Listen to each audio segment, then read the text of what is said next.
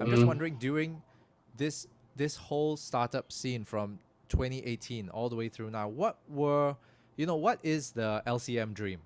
And what were the nightmares you had gone through along the way in trying to reach this dream? Okay, Sanjay, go. LCM dream. So I gave when we started, I gave Justin the 10-year plan, Mm. right? And I said in 10 years, I don't want to be just a brewer in that sense. I don't want this company to just be a brewing company. I want a full, well, farm to table experience. So I said in 10 years, I want to own our own beehives, Wow. harvest our own honey, and make meat out of that honey. So we control every single step of the process. Well, that's amazing. That's the big dream. That's the 10-year, 15-year big dream, right? Because I know what's there is to know about brewing to a certain extent, right? But I know absolutely nothing about beekeeping. I have no idea how to keep bees, how to breed bees, how to harvest honey, none of that. So Please don't so do the that in your dream own is house. to get there, but slow, steady Don't do it. steps, Uh, along the way, get stung by bees, figure it out like I always do. But yeah, so that's the big dream ultimately. Yeah. All right. And I'm sure that there were many things, especially, moving from industry to this, right? You must have had some crazy things along the way with regards to things you didn't know about getting into this industry. So I would like, Justin, things you didn't know about getting into this industry, from construction, ale to alcohols. How did this work for you? okay, things I didn't know about getting in about this industry. Okay, so one thing that took me to surprise, it's my experience was generally good. In fact, it one thing that really took me by surprise was how um open and helpful and collaborative that the entire craft beer uh, even extends to spirit distributors as well. Shout out to my whiskey people, single cast, one song, Matthew, right? Yeah, they've been incredibly supportive because if we're gonna take everything into context, right? LCM when we first started, essentially is just basically two blokes, one from construction. I mean, coming from unrelated industries. You got these two clowns coming in, brewing alcohol and trying to sell that to retail partners. Right? We had no track record whatsoever, but you know what? People actually gave us a chance, right? They genuinely did, and you know I we didn't have as much of a tough time that I was bracing myself up for. So that I would dare say that yeah, they really welcomed us with open arms. So there's none of that like, oh, I've been here longer than you have, you guys are noobs, you just entered the industry, blah blah blah.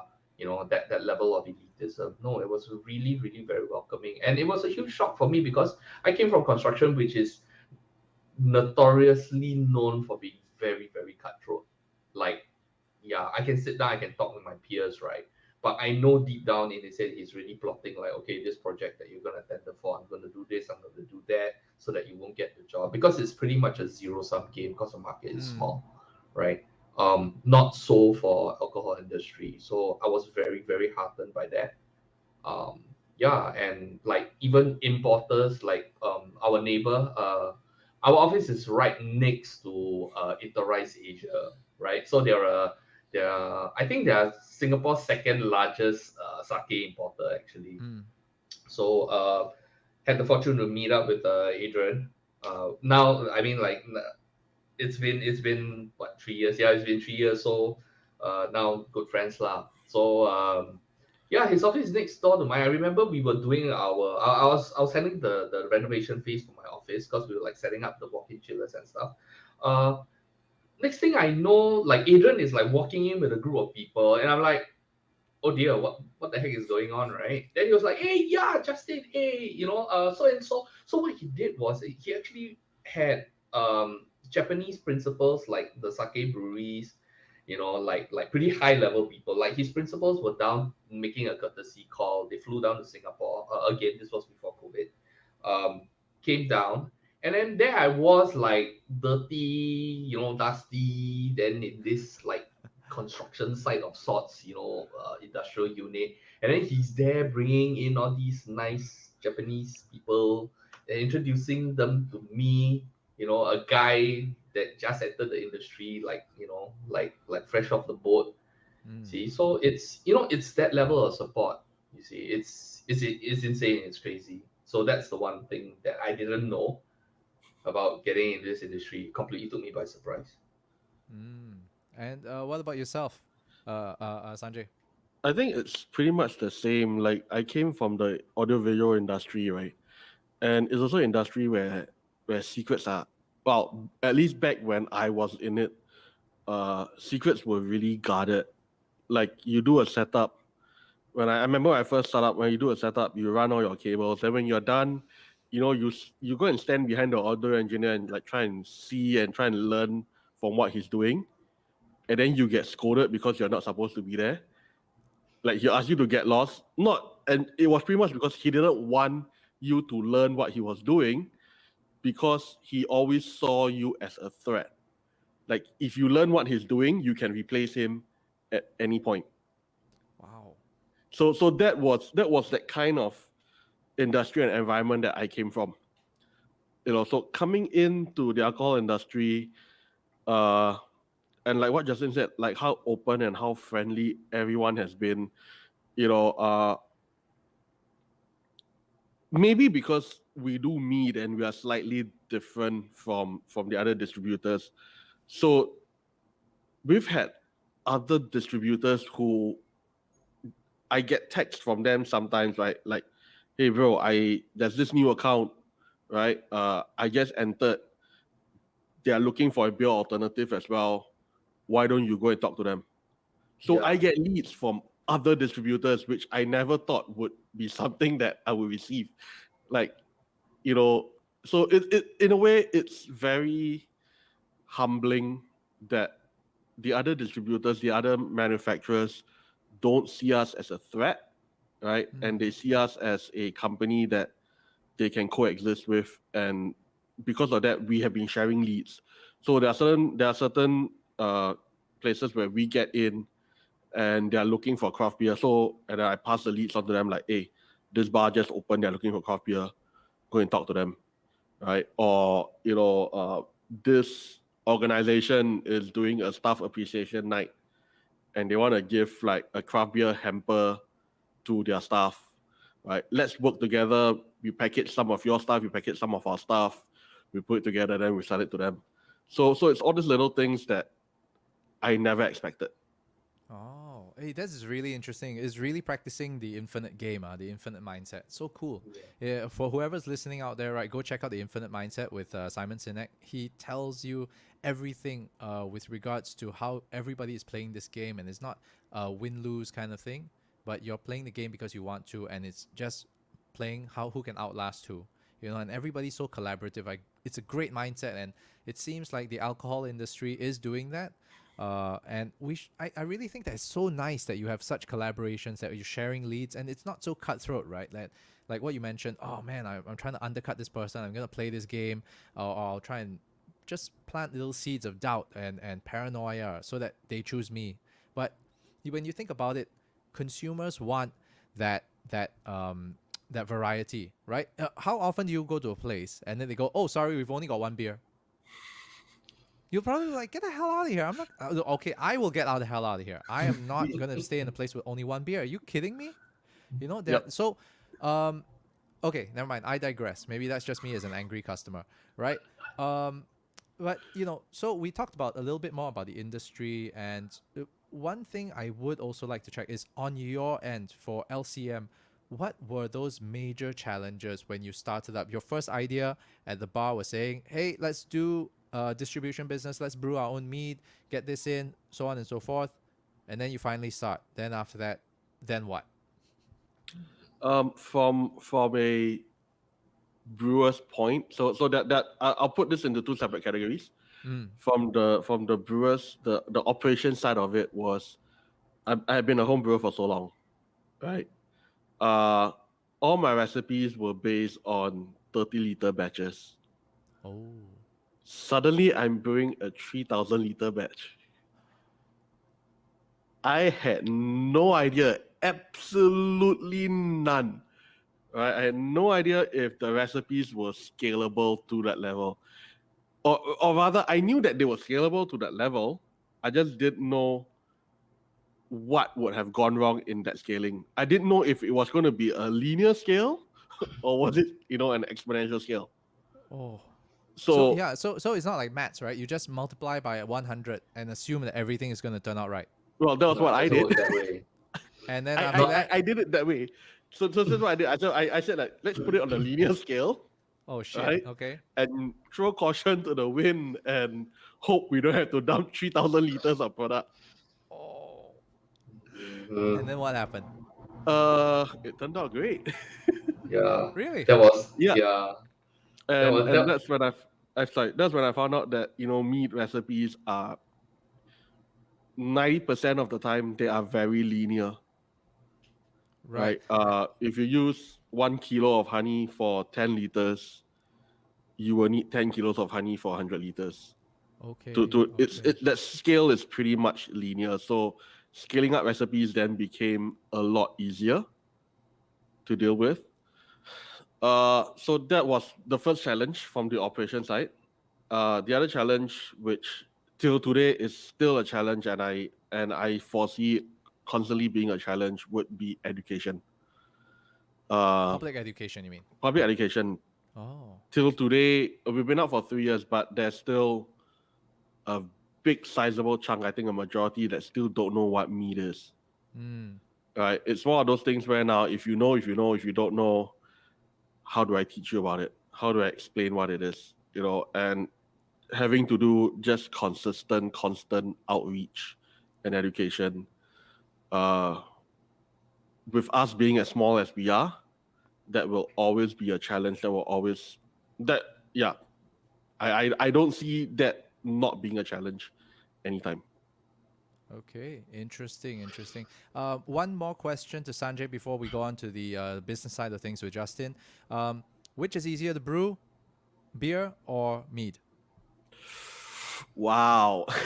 Wow, uh that's a loaded question, that man. yeah, that's a very I'm trying to be as politically correct as I can. uh Okay. As no a no home no no brewer, no. this The is the a answer brew to the day, home brewers. yeah. From a home brewing point of view as well, a beer brew day is typically longer. Mm-hmm. Mm. So a brew day for beer is anywhere between 5 to 7 hours. Right? A brew day for mead, I can be done, and 5 to 7 hours includes cleanup and washing up and all that, right? So for me, clean up, washing up, I can be done in 2.5 hours. Wow. Okay. So it's much cleaner. Fermentation for beer, you can be done in 2 weeks, right? Uh Two huh. weeks and your beer is ready to drink. Mead, I can go as long as 3 months for fermentation, and then there's still an aging process which can take years depending on what I'm brewing. So I've got a couple of R&D meads that have been aging for more than a year now. Okay. So So it's so all right. there are challenges in both, and it's very different. So it really depends. It's always, like I said, I tell people it's always easy to make alcohol, right? If you want to make alcohol, sugar, water, yeast, you've got alcohol, Right. right? But if you want to make good alcohol, that's a very scientific process to a certain extent. So it's like cooking. There is it's an art form, Yep. but there's also a certain amount of science behind it. And once you get all those working in sync, that is what gives you good alcohol. Okay, well understood. So if anybody's out there who wants to do their home brew, take note, try, all right, but avoid things like prison wine. That one is no joke. Okay. So okay, moving on to Justin, right? Business side of things. What have been those things that you got blindsided and those that were challenging? Go. Okay. I don't want to sound like I'm tooting my own horn, but I Toot don't think away, my got friend. I don't think got a lot eh. Okay, the biggest stress, I think from a financial perspective, um, again, my background in construction actually helped a lot when it came to budgeting. Uh, so I'm used to seeing large numbers actually. So I think my main concern was, and I told Sanjay because I had to factor in contingencies as well. Like, hey Sanjay, we're gonna brew our first batch. If it sucks, you only have like maybe one more try because after that no money now. It's Oh that no. yeah. So it's that kind of pressure. So I think that's one, right? So that was really nerve wracking, I think, in the beginning. But now that we are 3 years in, I think now we are a bit more blasé about this. Really, it's like, oh, we're gonna do our new season now. Oh, okay. How's the test match coming out? Okay, not bad. Okay, now go. That kind of stuff. That's one. From a business side of things, probably not a lot. Like I said, we have an industry that's very open and welcoming, right? Wherever we go, 8 out of 10 times, the doors were held open for us, so no issues with that. In terms of education, from a marketing perspective, education wise, I think Singaporeans are naturally curious, especially when it comes to food, especially Yeah. when it comes to food and beverage, right? We have such passion for it, and because Singaporeans are very well traveled as well, and people like to say Singaporeans like to complain a lot. When it comes to food, it's like, oh, this char kway teow is too oily, all this kind of stuff. I don't think it's complaining. I think it's because we have a more discerning palate, right? We know what is good and we know what makes something good, and that works in our favor. Like your experience with our classic meat, the moment you had it, you immediately knew that wow, this is good. There's not much of second guessing and whatever. So that's actually pretty easy to work with. Um, it's more about finding an efficient way of getting our message across in terms of educating because Mead end of the day is a very new product. We are in this very weird place where people who don't know about meat, they're like, huh, meat, what is it? Right? Mm. Versus like, oh, meat, yeah, I heard of it. So what do you guys do? You do a hydromel? It's like, wow, okay, it's like it's like two extremes. There's no median whatsoever. You don't have somebody that's around that saying, yeah, I've heard of meat before, yeah, but I'm not very familiar with it. No, it's either they are like that or like they are like it's First off, if I've never so-called started up a full-fledged company, something of this scale, how do I even know how to handle the P&L? Where'd you learn all these things? self-taught. You learn online, you trial and error. I mean, it sounds pretty bad if you're gonna throw money in and then you try and error, but to be honest, it's because you throw your own money in, you're gonna learn extra fast, right? True. Okay. Yeah, so I mean, it's sink or swim lah. I mean, like every entrepreneur out there will tell you the same story.